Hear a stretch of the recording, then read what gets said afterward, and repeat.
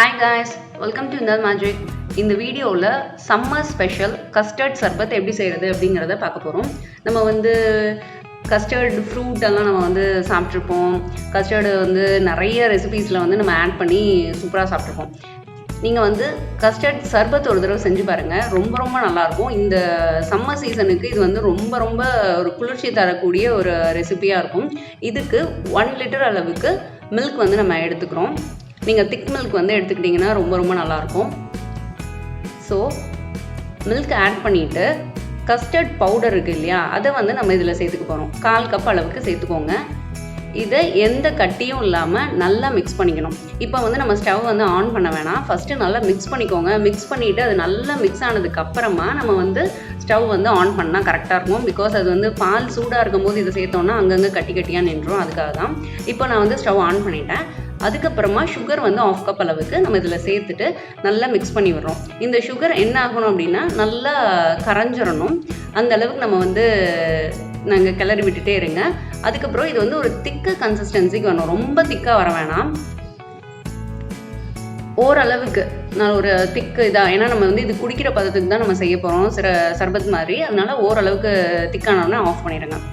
Next ஜவ்வரிசி நம்ம வேக வச்சு எடுத்துக்க போகிறோம். அதுக்கு 3 கப் அளவுக்கு வாட்டர் நான் ஆட் பண்ணிவிட்டு ஜவ்வரிசியை சேர்த்துக்கிறேன். இது மாவு ஜவ்வரிசி, நீங்கள் அந்த மாதிரி கேட்டு வாங்கிக்கோங்க.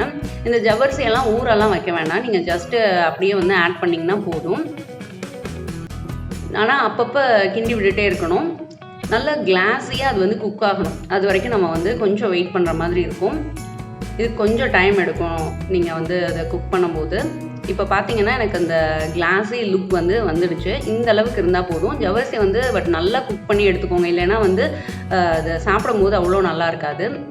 ஸோ இப்போ இதை என்ன பண்ண போகிறோம் அப்படின்னா, ஒரு நல்ல கூல் வாட்டரில் ரின்ஸ் பண்ணிவிட்டு 2 to 3 டைம்ஸ் நல்லா ரின்ஸ் பண்ணிவிட்டு வடிகட்டி எடுத்து வச்சுக்கோங்க.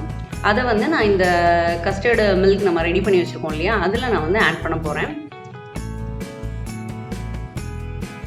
நெக்ஸ்ட்டு சப்ஜா சீடு இருக்கு இல்லையா, அது நான் 2 டேபிள் ஸ்பூன் அளவுக்கு சோக் பண்ணி வச்சுருக்கேன். அதை நான் ஆட் பண்ணிக்கிறேன். இது உடம்புக்கு ரொம்ப குளிர்ச்சி தரக்கூடிய ஒரு இன்க்ரீடியண்ட். கண்டிப்பாக இது ஆட் பண்ணுங்கள். அப்போ தான் நமக்கு அந்த சர்பத் குடிக்கிற அந்த ஒரு ஃபீல் நல்லா கிடைக்கும். இப்போ இதுவும் நல்லா மிக்ஸ் பண்ணியாச்சு.